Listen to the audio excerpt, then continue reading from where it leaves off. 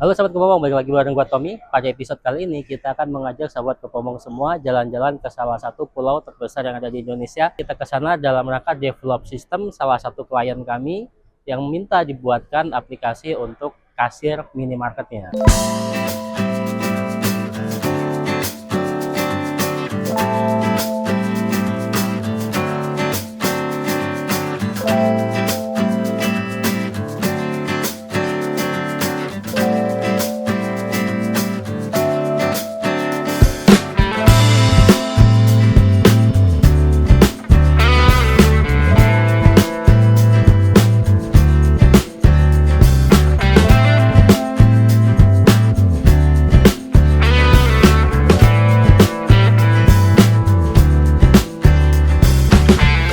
Ya sobat Kepompong, ini kita udah nyampe di tempat klien kita, udah tamat. Nanti kita akan cek sistemnya, kita akan coba develop, kita akan ngobrol-ngobrol sama kepala toko, sama seluruh karyawannya. Karena kita harus pastiin dulu sebenarnya di PC itu support atau enggak. Kemudian kita akan edukasi karyawannya juga cara untuk penggunaan sistemnya, supaya sistem kita bisa berjalan dengan maksimal. Dan harapannya owner dari Urata ini pun dia bisa mendapatkan profit yang lebih tinggi lagi ke depannya. Nah ini kita di bagian inventory-nya, kita akan coba cek sistemnya gimana. Tim IT kita juga Diki, dia lagi cek isinya, device-nya apakah bisa support dengan yang kita pakai. Yuk kita cek ke dalam. Apa kendala kita lagi? Kendala dari segi PC, ya PC-nya terlalu rendah lah speknya. Kalau untuk ini sih kayaknya bisa di upgrade aja sih Bang. Bisa jadi aja ya. Ya, Jadi di upgrade ini tambahannya apa aja? di upgrade nanti ganti RAM, paling ganti RAM sama ganti SSD aja sih. Oke, RAM ditambah jadi 8 GB.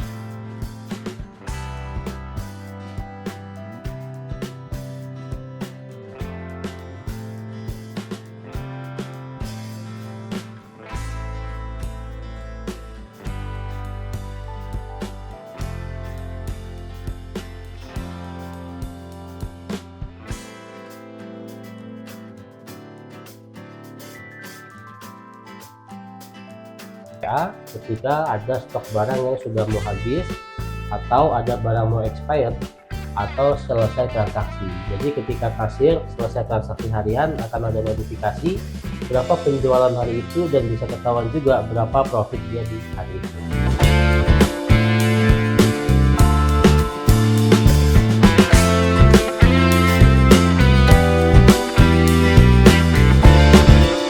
Ya sobat Kepompong, hari pertama kita udah selesai. Tadi database sudah kita tarik semuanya. Nah malam ini kita akan lembur untuk apa?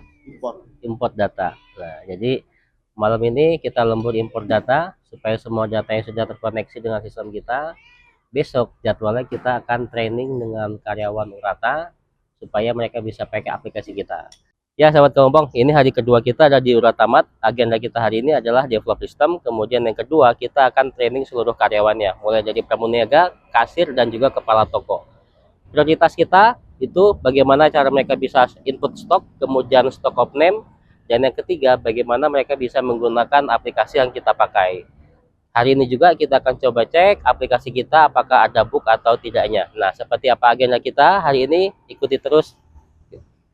Nah gini, kan nanti kita mau develop sistemnya dulu. Nah habis itu trainingnya sih nggak langsung barengan, karena kan tetap harus buka nih toko.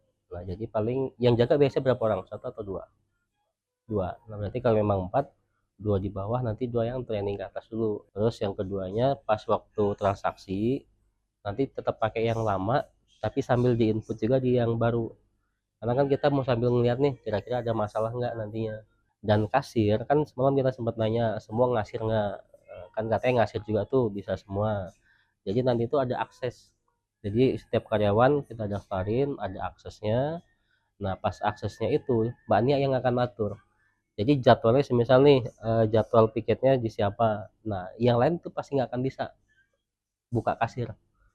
Jadi kalau semisal jam pagi jam 6 nih apa jam 8 ya, jam 8 sampai dengan jam 12 sama Fatma semisal.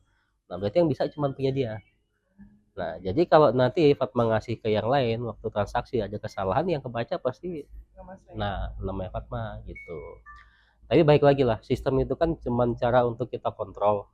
akan tetap di kalian juga nanti untuk kontrolnya. Dan nantinya akan lebih ketahuan sebenarnya produk mana sih yang laku, produk mana yang nggak laku.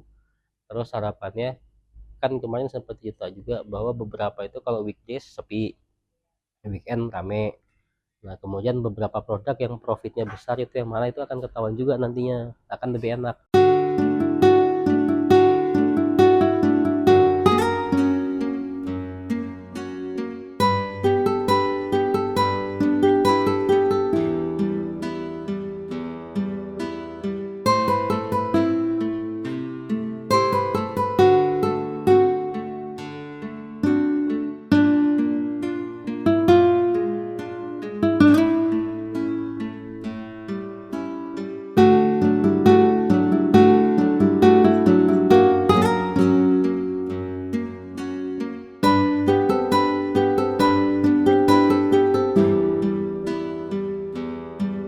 Masih tambah soalnya.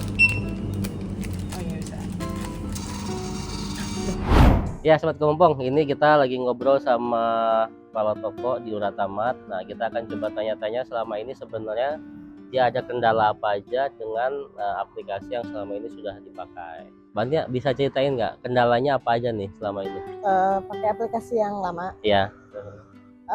kurang rapi ya. Rapi itu dalam artian dia kurang organize, nggak terlalu organize dalam hal klasifikasi barang, produk berdasarkan supplier atau masalah penentuan harga dan report laporan. Ada beberapa laporan yang kurang akurat ya.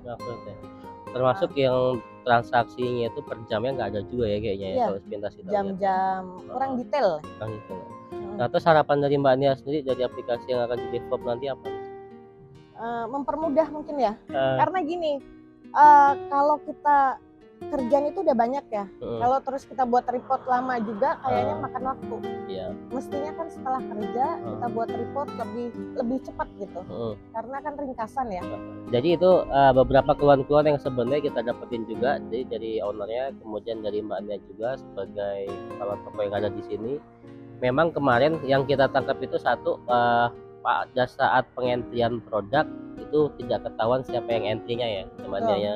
Kemudian yang keduanya permasalahannya adalah ketika transaksi detailnya itu per jamnya nggak ketahuan juga. Nah sehingga ketika nanti ada kesalahan dari kasir siapa nih, nah itu nggak ketahuan nih penyebab kesalahannya di kasir siapanya. Termasuk SO juga. Oh stock of name juga ya. Iya. Habis itu Expired date. Expired date, kemudian sama kondisi stok barang yang sudah habis atau enggak ya.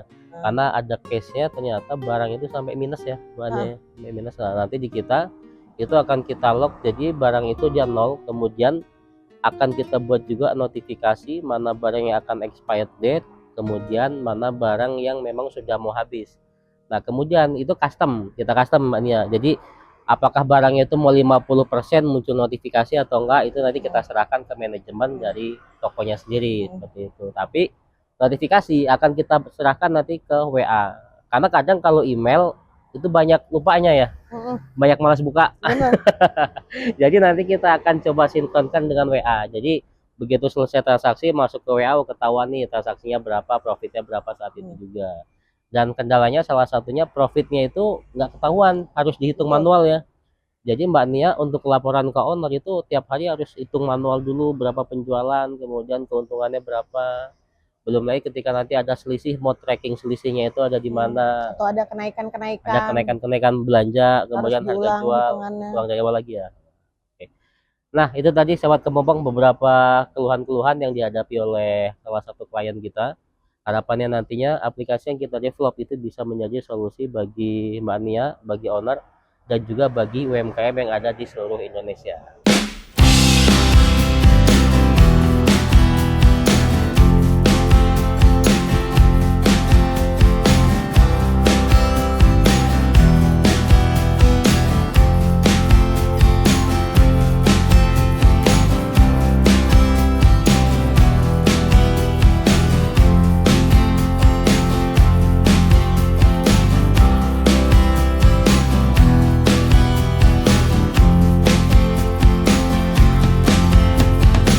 Ya Sobat Kebombong, hari ini kita sedang dalam perjalanan pulang dari Tanjung. Kita udah ada di Bandara Samsudin Nur.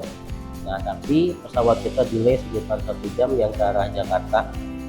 Jadi kemarin kita sudah develop sistem kita, aplikasi Pajukan di salah satu klien kita yang ada di Tanjung Tabalong.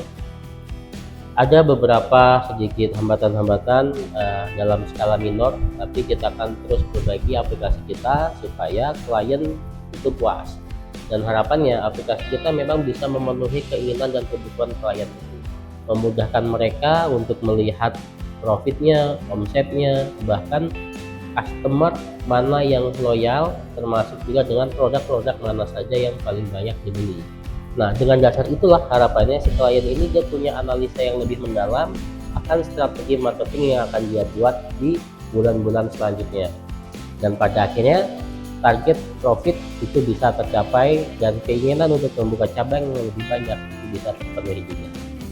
Nah, ikuti terus keseruan kita di perjalanan-perjalanan tim Kepompong dan tim JKN yang selanjutnya.